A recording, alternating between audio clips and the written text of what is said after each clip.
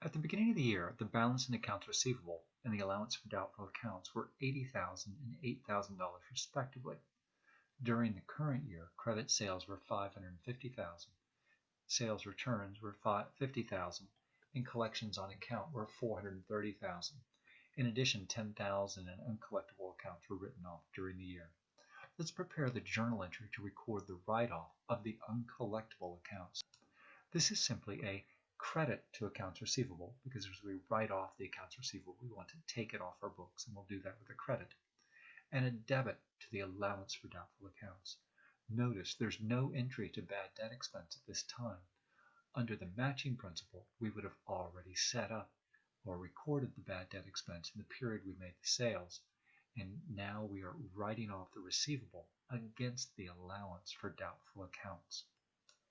Any write-offs, of course, will impact the current year balances and perhaps this year's adjusting entries, but at the time of the write-off, there's no entry to bad debt expense. Assume management uses the percentage of sales method to estimate bad debt expense.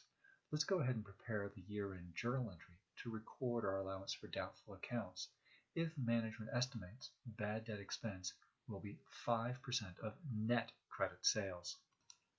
The journal entry will be a $25,000 credit to the allowance for doubtful accounts and a $25,000 debit to bad debt expense.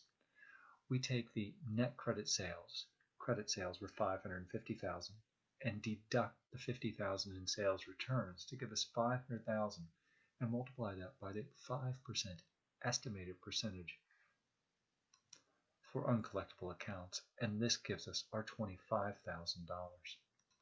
Notice, when we use the percentage of sales methods, we say it has an income statement focus. We do not look at any of the balance in the accounts receivable or the allowance for doubtful accounts. We focus solely on the amount of credit sales we had and multiply that by our historical estimated uncollectible percentage. Prepare the year-end journal entry to record the allowance for doubtful accounts if instead the aging method is used and management estimates uncollectible receivables equal to 15% of the year-end accounts receivable balance. Again, with the aging method, we have a balance sheet focus, so the first thing we need to do is find out our year-end balances in both the accounts receivable as well as the allowance for doubtful accounts. We were told our beginning balance in accounts receivable was $80,000, and the allowance for doubtful accounts had a $8,000 balance. And we know, of course, accounts receivables normal balance is debit, and the allowance for doubtful accounts at year-end would have an $8,000 credit balance after the books are closed. Let's go ahead and record journal entries for the current year. Let's begin with the write-off. We had a write-off of $10,000 in accounts receivable that were uncollectible. We would credit the accounts receivable, and we would debit the allowance for doubtful accounts.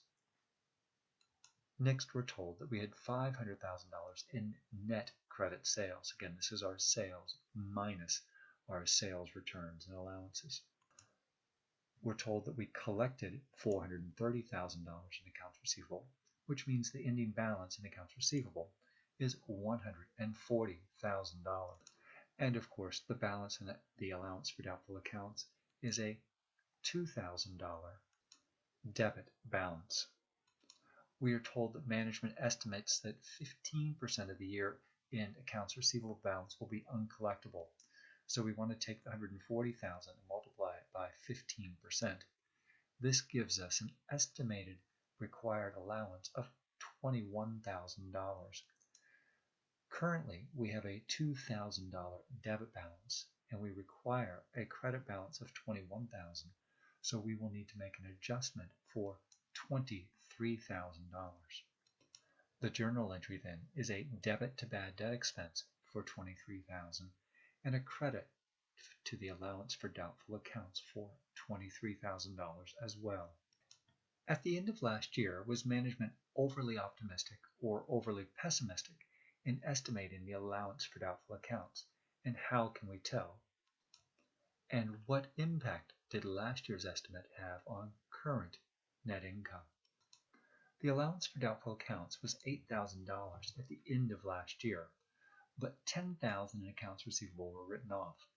This indicates that management was overly optimistic regarding collections last year, and by understating the allowance, last year's net income or bad debt expense would have been understated, net income would have been too high, and this year's bad debt expense will end up being higher, 23,000 rather than say 21,000 had the ending balance been zero, which will result in a lower reported net income for the current year.